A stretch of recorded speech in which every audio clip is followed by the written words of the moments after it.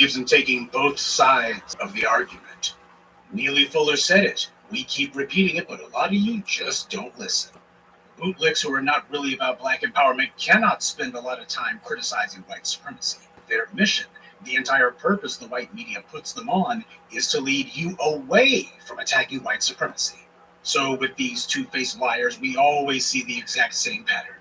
They come out and make one little old piddly statement that sounds good on its face, but then they immediately pivot to something else, be it LGBT or immigrant advocacy or moving toward an overt anti-black line of rhetoric. And this is not just a rhetorical ploy by those on the right, it goes double for those who claim to be on the left. That's just bait that they use to draw you in.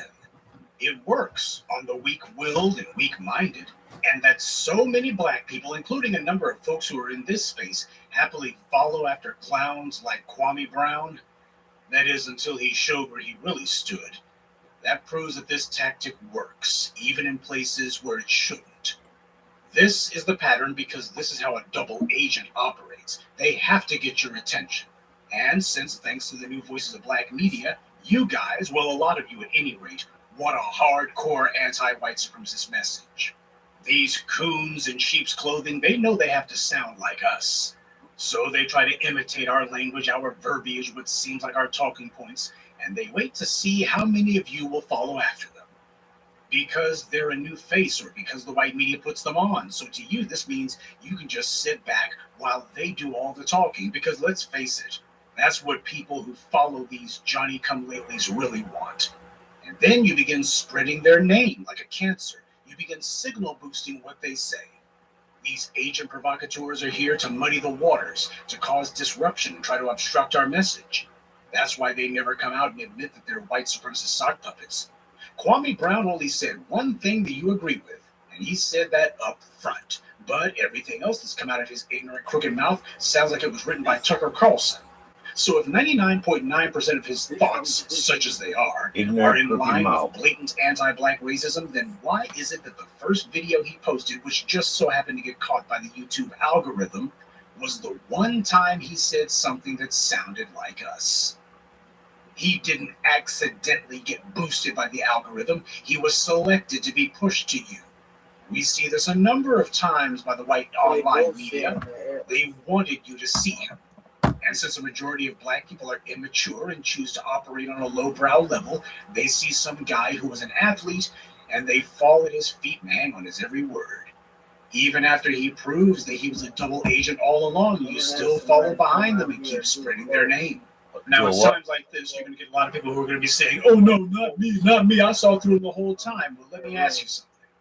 For the folks who didn't, who I'm sure are just a handful, even though my comments and such prove otherwise, why were you so jolly in the behind to follow Kwame Brown in the first place? Why were you so hell-bound and determined to bomb my comments with messages asking what I thought about him?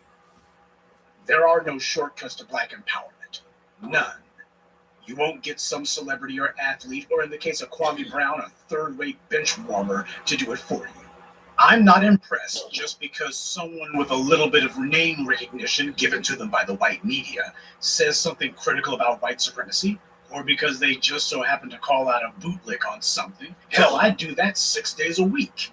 And unlike Kwame Brown, I've been doing it online for 15 years. I didn't just show up in the last couple of months. You want to know why the Black Panthers were so thoroughly infested with informants? Because they let every Tom, Dick, and Harry in the door who said black power. Nobody had to prove themselves. Well, we're different around here. You got to establish a track record before I'm willing to listen to anything you have to say.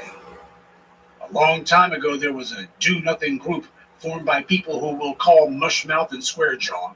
A lot of you kept mentioning these two people's names in my comments, and I never responded.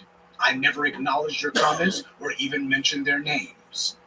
You constantly asked me what I thought about them. I said nothing. When you posted their names in my comments on or my Twitter feed, I'd either remove your comment or tell you to remove it, or just block you altogether. A lot of you didn't understand why. I already smelled the fakeness on them and didn't mention their names because I'm mature. I'm not new to this. If all someone has to do is to give one or two sound bites criticizing white supremacy, that's like a joke to me. I don't get giddy in the behind just because someone says one thing I might happen to agree with. This is a marathon, not a sprint. I've seen a ton of people who claim to do what we do, and 90% of them are gone. A lot of people were singing D. Ray McKesson's praises after CNN gave him a little bit of exposure, but I didn't. There's a lot of people who claim to be black media, a lot of people who claim to stand for the same types of things we stand for, people who use our verbiage and talking points. However, even after 15 years, I only mention a handful of people. That's it.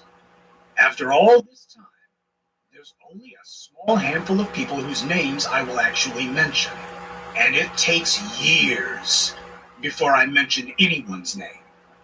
I have to see a track record from you before I even think of mentioning you. And if you have no track record, then you'll have to wait until you establish one before I give people the okay on you. That's what you call maturity. Groups who are serious about their power, that's how they operate. But if you got a bunch of immature neophiles who basically chase after any glittering object that seems new or different, well, that kind of concept's foreign to them.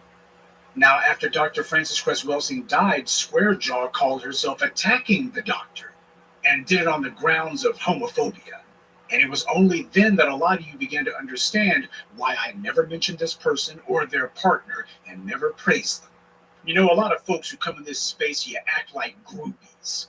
You're groupies for whomever comes along and says something that tickles your ears. TBA and I have said for several years that if you don't hear us talking about someone, there's a reason for it. Normally, it's because we've looked at everything they said, not just one comment you caught on YouTube or Twitter. And if we found some things that were off code or signs of an agent, we paid them no never mind. I do deep background on any of these folk who call themselves speaking on black issues. That's the reason why I'm able to bring you the information about them that I bring you. I don't just listen to what the hell they said in the last 5 minutes. I look and see what the hell their body of statements are. And 99% of the time, it comes back garbage. And when it comes to black celebrities, only a complete idiot is not thoroughly skeptical no matter what they say.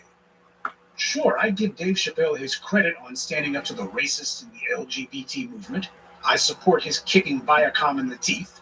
He says a lot of valid things, and the comments he's made, especially in the last few years about the anti-black racism protests, have been good, strong statements. But that's as far as my endorsement of Dave Chappelle goes. And Dave Chappelle is an exception. Normally, I don't give my support to black celebs, period. I don't give them even lip service. So that's the best that Dave Chappelle can get from me. He can get the occasional credit from a distance. You know, there's 3 groups who black folks love to play the fool for. Preachers, entertainers, and athletes. And truth be told, the last 2 are basically the same thing. Hell, you can add a 4th category if you want to say politicians, even though most black folks can't even tell you who their city councilman is. Too many black people have a taste for low-brow, stupid discourse, and when the subject turns to religion, music, or sports, we turn our brains off completely. The white media knows that. They know that all they got to do is put a black celeb out there, and a lot of black folks who simply cannot think will be eating out of their hand. All the while, this black celebrity puppet will be leading you right to slaughter. These people are clout chasing. They want to parlay some social media attention into a job. The only reason you even know about Kwame Brown's mindless little brain farts is because the white media made sure you knew about it. They made it unavoidable. They put him in the algorithm so you see him on Twitter and YouTube. The white media gave some attention to him. They made him prominent. Malcolm talked about this decades ago. They'll select some Negro and use their media to make him prominent. Because they know a lot of you are easily swayed. You're easily impressed. And if you were one of the people who was posting messages on my YouTube or Twitter asking me about them, then congratulations, you are one of the easily duped. TBA said it best. If Kwame Brown hadn't been in the NBA, would you give a rip about anything he has to say? All of you groupies out here clomming onto whatever YouTube puts in front of you, you're not cut out for black empowerment. And you won't make it. And you shouldn't. We don't need you to tell us who's out here talking. We already know. We need to do what we do. Wait, watch, and make this person earn The privilege of being mentioned by us. Legitimacy is not given, it's earned. And these are not just my rules or TBA's rules. These are the rules that every other group practices. These other groups, they don't let some nobody, some stranger, parachute in out of nowhere, run up in their spot, say one or two on point things, and then get everybody else to follow them. These other groups want to see a track record. They demand it. So why don't you? When the police murders of black people began to make it into the news cycle, me and TBA recognized early that the families of the deceased were hella off code. Not only did they refuse to call these murders racist, we noticed that they would declare the murderers weren't racist at all, and they forgave the murderers. Well, in that case, why should anyone be protesting? I told you on Twitter about Ashley Hall, an unarmed black woman who was shot in the back, by a white cop in a shopping center. This happened in April 2019, 2.5 years ago. The police didn't release the incident report, but according to the Aryan propagandist, the AP, a local paper filed a record request. And the record stated that there had been some sort of argument where Miss Hall and another woman were accused of running off with an entire cart full of groceries without paying. Now, right off top, that doesn't even sound right, but for the sake of argument. The report then claims that Miss Hall hit one of the store employees in the face with a bag of merchandise. The report says that Miss Hall was held and detained by store employees in the parking lot when the killer cop showed up. Now, according to the police's own report, the would-be murderer tried to handcuff Miss Hall, but told her that she wasn't under arrest. Now, if the earlier claims were true, that she was trying to run off with an entire cart full of stolen groceries and had been attacking store employees, why would the first cop on the scene tell her she's not under arrest? Anyway, according to the report, Ms. Hall panicked and ran because of, according to the report, the history of unarmed black individuals being shot by white officers. And it turned out she was right to run, because that was when the cop shot her in the back. The attempted murderer tried to claim that she meant to use her stun gun, but she grabbed her pistol by mistake. Oh, yeah, that. Oh, you've heard that one a lot, haven't you? That's one of the police's favorite go-to lies. Miss Hall almost died. The attempted murderer was allowed to resign. This happened in St. Louis, and the DA there is a black man who looks suspect to me. He didn't do anything with this attempted murder case. He was waiting. For what? For the city to finally reach a settlement with Miss Ashley, which they did last year. She got $2 million, but she had to agree to the stipulation that the department and the police chief were free from any liability. Now, that was 18 months after the attempted murder, so obviously the prosecutor was sitting on this case. If Miss Hall had been the one who shot the cop, do you think it would have taken him 18 months to do anything with that? He had a plan, one meant to guarantee that there wouldn't be a trial. After Ashley Hall took the check, the DA then recommended arbitration rather than prosecution. The process is called restorative justice. The concept is that the perpetrator of a crime is supposed to meet their victim and they both talk about it, and hopefully the victim decides not to pursue criminal prosecution. The victim doesn't get anything other than an apology, perhaps. While this restorative justice process has been used in St. Louis before, it's usually only for non-violent offenses. When someone is shot in the back, I would think that talking it out is supposed to be on the table, but they know they're Negroes, and it was pretty obvious that Ms. Hall was holding out for a check. That was her main concern. She wasn't any more concerned about a prosecution than they were. She was just trying to figure out, how do I get the bag? Too many black people have shown that if you just offer them a little bit of money, they'll let you shoot them or even kill their children.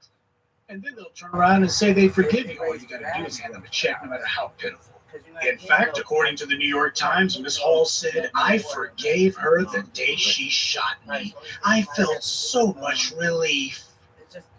She actually said that. This takes forgive to a brand new low. I don't have the words to describe this level of stupidity.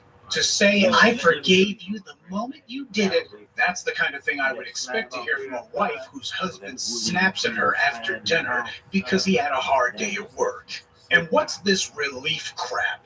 This attempted murderer has no criminal record now because after Ashley Hall agreed that they'd hug it out, the DA announced what had been clear for over 2 years, that he wasn't going to pursue a prosecution, because that had been the plan from the very beginning.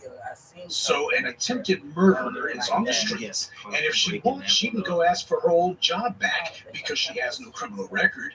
How can the community have relief knowing a would-be killer is on the streets looking for the next black person to murder? How can Miss Hall say it gives her relief to know that the person who tried to murder her is free and able to go back to preying on the community again? It's because this Ashley Hall character, she doesn't care about her survival. Hell, forget the check. All the DA had to do was just say, hey, you'll get a chance to hug this white woman over here. For reals? I forgive you. She'd have done that for free. Let's be honest about that one. The check might have been a sweetener, but the truth of the matter was she just wanted to make sure that she could get close to Miss Polly. Ashley Hall could give less than a damn about her own survival. And somebody like that does not deserve our support. My point is that jumping on bandwagons just because you think you should is suicidal. White supremacy is sophisticated, believe it or not. And if you're not careful, you'll wind up reinforcing it while telling yourself you're fighting it. We don't get behind someone just because they're a black victim of white supremacy. We're all victims of white supremacy. The question is, does this person who's in front of the cameras talking about their family member being killed or about their own near-death encounter with a race soldier understand what's going on? Or are they playing some kind of game in their attempt to score some quick cash? That black person has to be on code to get my support. And you can't prove that to me with a single headline. I need to see them go all in against white supremacy. I need to see a total commitment to tearing down white supremacy and calling it what it is. I better not even smell the hint of a forgive. They have to make it clear they know what the deal is. And because we've had so many of these chumps who have decided to play the game to get my support, you're going to have to put some extras on it. You see, as the black media, we are well aware of these cases that you guys have seen the white media report on and others that don't get so much attention. But we long ago decided that we weren't writing for anyone because it became excruciatingly clear these people were just looking for a check and trying to use us to help them put pressure on the city to get them a bigger check. The white supremacists know the black community far better than we want to give them credit for. They've gotten it down to a science. While we may have zero tolerance for any attacks on the black community, the reality is that most black people in this country are only too eager to rationalize or even justify these white supremacists with badges nearly killing them or outright murdering their family members. So let me tell you again, most black people are not serious about black empowerment, no matter what our collective condition may be. And at least 1/3 of black people will fight tooth and nail against it. To them, it's a game. These are empty-headed morons who don't deserve our support. The Ashley Halls of this world, they make targets out of all of us. And they help to push the narrative that black people don't mind being murdered. Why, they'll gladly hug the white supremacists who tried to kill them and say, I forgave you the moment you shot me. We said we weren't going to mention these victims anymore unless their families showed that they weren't just trying to hustle themselves a quickie payout from the city. At least 1/3 of black people have this gutter mentality where if they'll gamble their lives or even the lives of their own children on the minute chance they might score a check from the city. And in Miss Hall's case, how much you want to bet that she took her check and went straight back to the same shopping center that almost got her killed? Respect isn't given, it's earned. And the same goes for support.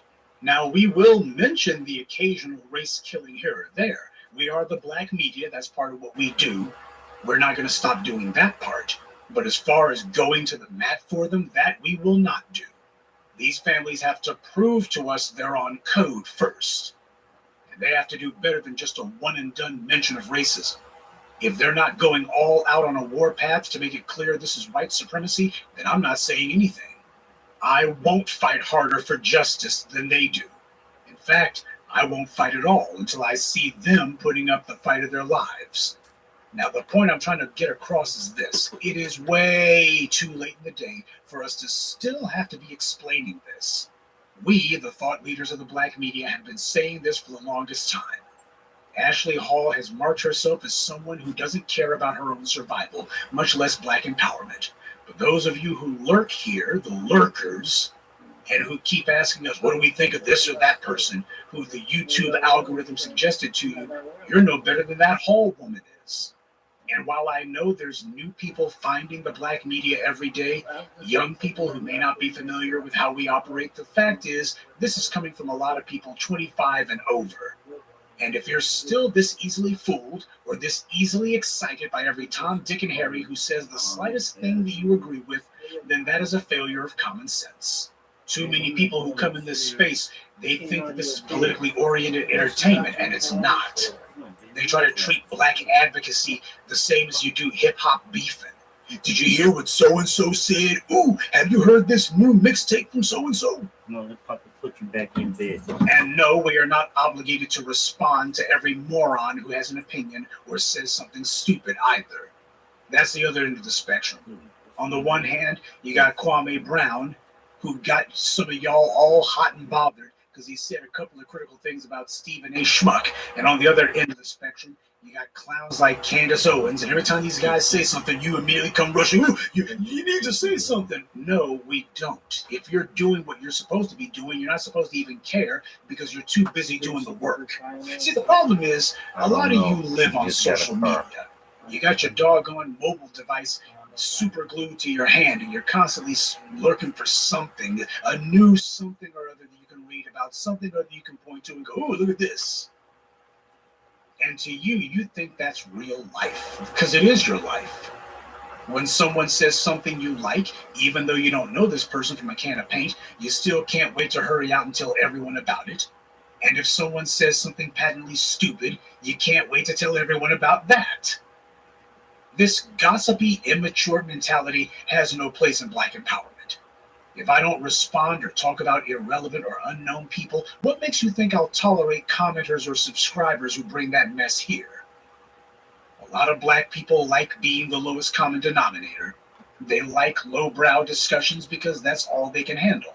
They prefer immaturity because they're incapable of being adults. Well, that's not us. That's not B1.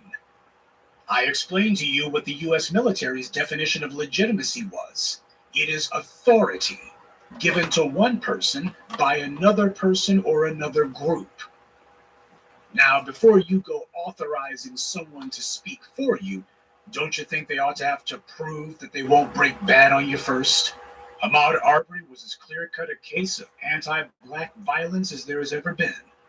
But the ink on the jury verdict wasn't even dry before his father was already in front of the cameras trying to get himself 5 minutes of attention, saying all lives matter. Apparently, nobody had explained to the, shall we say, eccentric behaving Arbery Sr. that his son wasn't killed as a result of being an immigrant or LGBT or because he wore the wrong color slippers. His son was killed simply because he was black. And for no other reason. Apparently, Mr. Arbery didn't think that that was reason to specify it, and he didn't want to dwell on that. And you notice how you had Mushmouth Crump standing behind him. In case anyone's forgotten, the family of Ahmaud Arbery, specifically his mother, has filed a civil rights lawsuit against the city, against the DA's office, against members of the police chief and such. Multi-million-dollar suit against them. That being the case, well, I guess as far as they're concerned, they don't want any hard feelings to be had. They want to make certain to grease the skids. We don't want them resisting giving us a check for something. That's the mentality a lot of these folks have. Well, so-and-so is dead, and there's nothing that can be done about it. At least their death won't be for nothing. I'll get a check out of it. Now, that might be alien and grotesque to you, but we got to be honest. When you got folks who are willing to get in front of the cameras and start bootlicking and buck dancing and shuffling, you can't put anything past someone like that. And it goes beyond these Babbitt-like scumbags like Sleaze, Merritt, and Mushmouth Crump. Oh, sure, those guys are the most obvious suspects. When you see them, you know some crap's going down. But that's why I started off with Ashley Hall. Just to make sure you understand, there's a lot of Negroes who are out here playing this game. The white media has conditioned them and trained them like Pavlovian dogs as to what to expect, what they need to do in order to get a check. You get out here, you need to say forgive, forgive, and don't be blaming nobody. Hey, look, it's all about a check now. You can't do nothing about so and so's dead. Ain't nothing you can do about it. Oh, but you can get yourself a new TV. Why, this will change your life. Isn't some blood money here going to change everything? And you got these people who are sitting here going, ooh, that's so, I'll get out there and say all lives matter. I'll say that it wasn't even racist, even though that's the entire reason that people think that this trial is noteworthy. I'll go ahead and say, that's fine. All lives matter. Ooh, we all God's children. Because, oh man, $15 million, that's a lot of money. I'm sure that Ashley Hall was looking to go, $2 million, that's a lot of money. Not if you don't live to spend it. When you allow these murderers and their supporters in these police departments and in these DA's offices and on the bench to be running around and supporting these guys and protecting them, you are making it where these scumbags will come back later and they'll either kill you or some member of your family, and that'll be the end of that. I notice how all these people who get these quickie checks from these cities, you notice how you never really hear about what they do afterwards. Because it's like the freaking lottery. It goes through their fingers like water. They go and trick it off on some nonsense. They go on a shopping spree as far as they're concerned. Well, I got taken care of, so I'm putting this behind me. Anybody who just can't bring themselves to say white supremacy, who just can't bring themselves to put a name on it, who cannot call it what it is, and who decides that apparently they feel self-conscious about it because, I got these white folks with these media pointing cameras at me, and I know there's a lot of white folks watching this, and I don't want to offend none of them, so I'm just going to go ahead and hold my peace because Jesus knows what God's in controls now. Ain't that how Ahmaud Arbery's father was talking? Ain't that the gibberish that he was spouting? I know that a lot of you stay abreast of these kind of situations. You stay appraised of it. You follow these stories. There's nothing wrong with that. We want for you to be informed and be engaged and to know what's going on. But when you come to the point of, this is something that's happened over here, and should we weigh in? Well, what do you think about? No, we're not going to be signal boosting somebody else who's trying to figure out how to hustle themselves something. If you're somebody who routinely consumes a bunch of information, usually from the white media, and yet you never stop for a moment to reflect on what it means or to analyze it, then it's done you absolutely no good. So for the people who were slow on the uptake before and probably not been listening for 15 years, the people who haven't been paying attention, I should say, even though they've been here a long while, there's a reason why it is you hear us mention certain names while there are other names that we don't mention whatsoever. Okay, get it through your head. It's not because we don't know. This ain't about proving are we up to date with the latest musings from this, that, and the third. A lot of people are talking. The question is who's doing. If you consider yourself to be on Team Black Empowerment, if you consider yourself part of intelligent Black society, you're supposed to be higher than this, bigger than this. Your mentality is supposed to be greater than this. You're supposed to already know there's a reason why we don't go out there putting on the cape for people. And there's a reason why it is that some person who we don't know and who has no track record with us says one thing, and we don't follow behind them because of that. They got to earn our support. Now, there's going to be plenty of other fools coming along after Kwame Brown and others. There always are. These clowns pop up like so many hemorrhoids after a few weeks or what have you. There'll be plenty more. So for all you folks out there who weren't paying attention, before you get ready to let your Twitter fingers run wild or decide to go in the comments section and say, I just saw some on YouTube today, just amazed me. So-and-so athlete, so-and-so singer, so-and-so entertainer said this, and there was some person, I don't even know this person, but they were on CNN or MSNBC, and they said something. What you think about this? What you think about that? Before you go deciding to get carried away with yourself, before you go boosting someone else's image who you don't know, you better make them prove themselves first. We don't cater to or are interested in trying to have discourse with any group of people who need to have every little thing spelled out for them. You see me mention this on my Twitter feed quite frequently. If somebody says something and you got some idiot who feels the need, I need to spell out what's being said here. No, you don't. Those are the people who get blocked. Somebody says something, you're supposed to just nod your head, because if you didn't understand what was said, if somebody didn't get the message, that meant it wasn't meant for them. If something goes over your head, you just didn't get it, that's okay. It wasn't meant for you. Somebody comes in and goes, ooh, what's this mean? What's that mean? And you always got some idiot who wants to play doggone Mr. Butler for them. Well, let me go ahead and spill every little thing out for you. People like that are no better than informants. Over here, we actually use our brains. We give people credit for having brains, and we expect you to use them.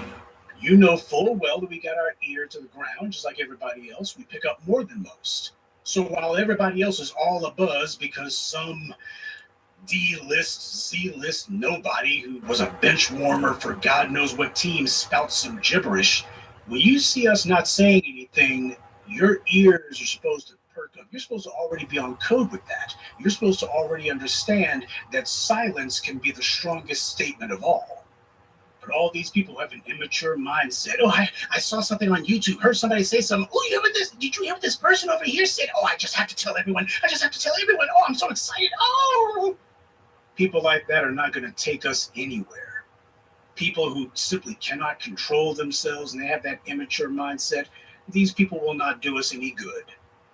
People who cannot control their mouths or their hands, they will be of absolutely no benefit to Black empowerment, and they have no place here. You're supposed to know that. That's part of what it means to be B1. We're not supposed to be spelling every little thing out. We're not supposed to need to. And what exactly is it that you're expecting one of these newcomers to do, even if they were on the level? What is exactly you're expecting them to do? What is it that you want from them? What is it you think that they're going to be doing that hasn't been done already? How are they going to change things? How are they going to revolutionize things? What were you expecting? Even if Kwame Brown was not this doggone bootlicking scumbag, step and fetch moron, even if he was actually rock solid, what are you expecting for him to do? What's supposed to happen? And the fact that you can't even answer that question ought to tell you everything. What significance is there to him saying what he says at all? The answer, nothing. It changes nothing, does nothing, accomplishes nothing, and neither does your signal boosting him. And if you're wondering to yourself, well, I'm just asking because I'm just curious whether or not this person's legitimate. I'm just curious about stems. Okay, fine then. Let me make this real simple. I'll even make a nice little soundbite out of it in the hopes that you won't do anything that'll wind up getting yourself blocked. If you want to find out whether someone is legit, there's only one way to know for sure. Time.